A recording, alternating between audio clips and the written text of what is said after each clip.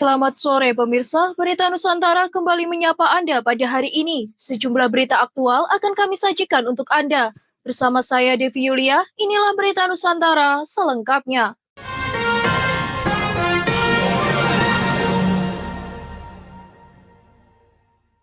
Pemirsa, Presiden Republik Indonesia Prabowo Subianto dijadwalkan akan bertemu Presiden Rusia Vladimir Putin dalam kunjungan kenegaraannya ke Moskow. Selain agenda bilateral, Presiden juga akan tampil sebagai pembicara utama di Forum Ekonomi Dunia SPIEF 2025. Kunjungan Presiden Prabowo ke Rusia merupakan bagian dari rangkaian diplomasi luar negeri yang diawali dari Singapura.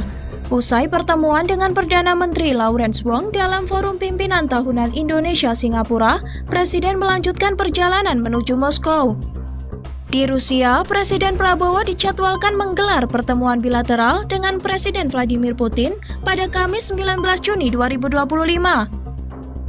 Sekretaris Kabinet Teddy Indra Wijaya menyebutkan bahwa lawatan ini merupakan undangan resmi dari Presiden Putin dan akan diawali dengan prosesi penyambutan kenegaraan.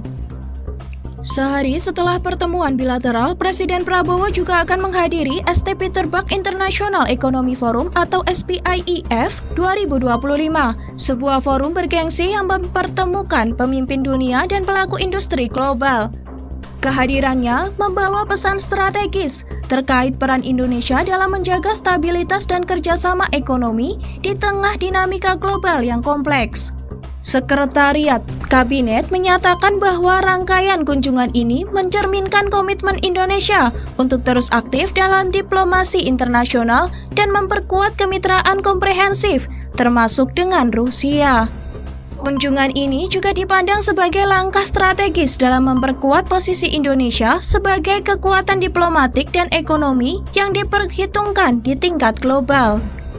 Demikian laporan Java TV melaporkan. Berita selanjutnya, pemirsa, dalam rangka memperkuat layanan kesehatan masyarakat dan pemenuhan gizi, Kapolri Jenderal Listio Sigit Prabowo meninjau langsung kegiatan bakti kesehatan yang digelar di Kabupaten Jembrana, Bali. Dalam kesempatan ini, Kapolri juga menyerahkan bantuan kursi roda secara simbolis kepada masyarakat yang membutuhkan. Kunjungan Kapolri disambut hangat dengan alunan musik jago khas Bali. Dalam acara ini, 5 orang dari berbagai latar belakang menerima langsung bantuan kursi roda dari Jenderal Listio Sigit termasuk 1 anggota Polri. Kapolri juga meninjau langsung operasional Satuan Pelayanan Pemenuhan Gizi atau SPPG yang menjadi bagian dari program bakti kesehatan Polri.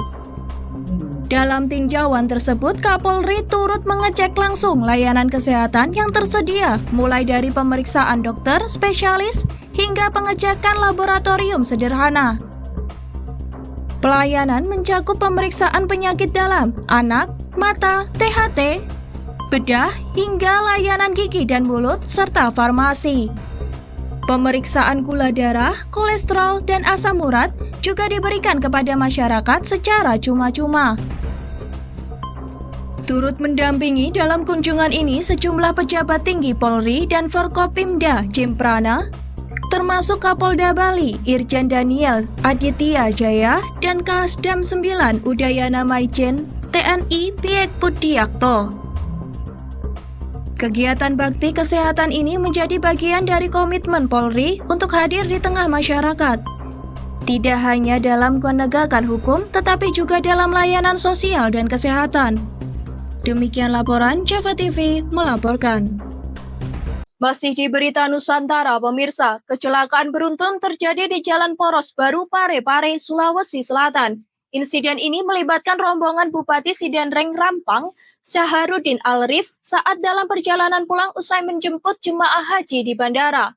4 kendaraan terlibat dalam kecelakaan beruntun yang terjadi Selasa siang 17 Juni 2025, termasuk diantaranya mobil patwal, kendaraan protokoler, mobil kepala Kemenak Sidrap, serta 1 mobil pribadi yang bukan bagian dari rombongan resmi. Menurut keterangan Bupati Syaharudin, insiden bermula saat kendaraan pengawal melakukan pengereman mendadak akibat jalan rusak. Mobil kandep Kemenak yang berada di depan mobil Bupati tak sempat menghindar dan langsung menabrak bagian belakang kendaraan Bupati. Tabrakan juga terjadi dari arah belakang oleh sebuah mobil pribadi yang ikut melintas. Meskipun keempat kendaraan mengalami kerusakan, Bupati Syahar memastikan seluruh rombongan dalam keadaan selamat tanpa luka.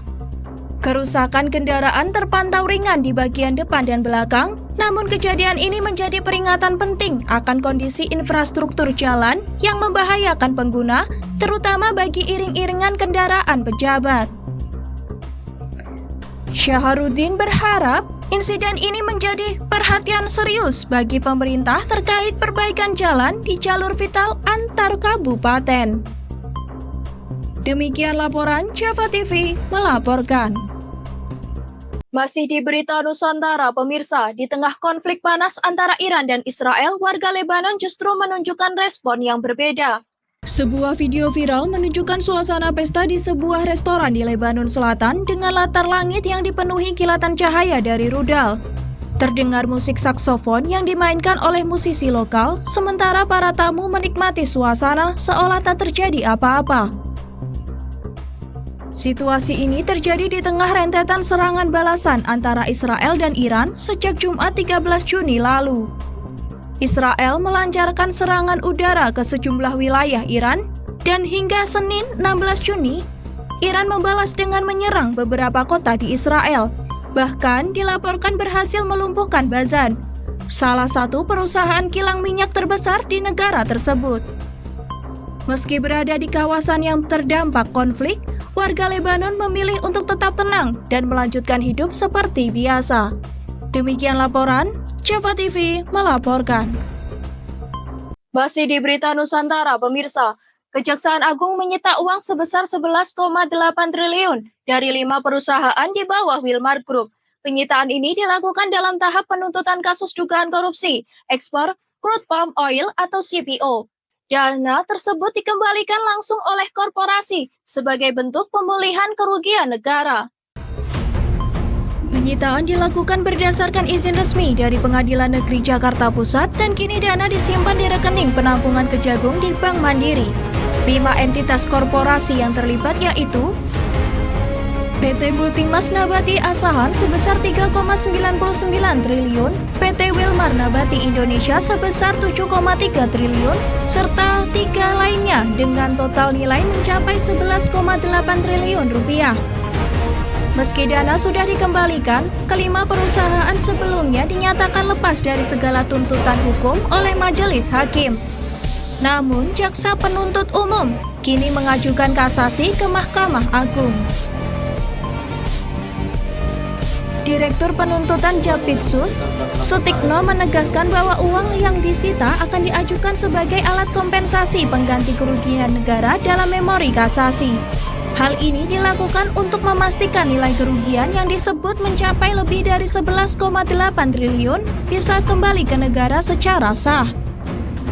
Kasus ini juga menyeret 2 grup besar lainnya, yaitu Permata Hijau Group dan Musim Mas Group, menjadikannya salah satu skandal korupsi korporasi terbesar dalam sektor komoditas nasional.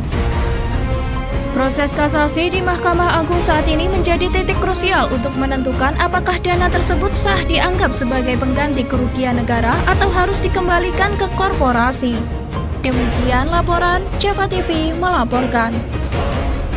Masih di Berita Nusantara, pemirsa, 2 warga Pamekasan, Dadi Effendi dan Ahmad Zainuri, menggugat Kapolda Riau dan 8 pihak lainnya sebesar 12 miliar rupiah atas dugaan salah tangkap di sebuah hotel di Surabaya. Penggugat mengaku ditangkap tanpa surat perintah dan tanpa pendampingan hukum.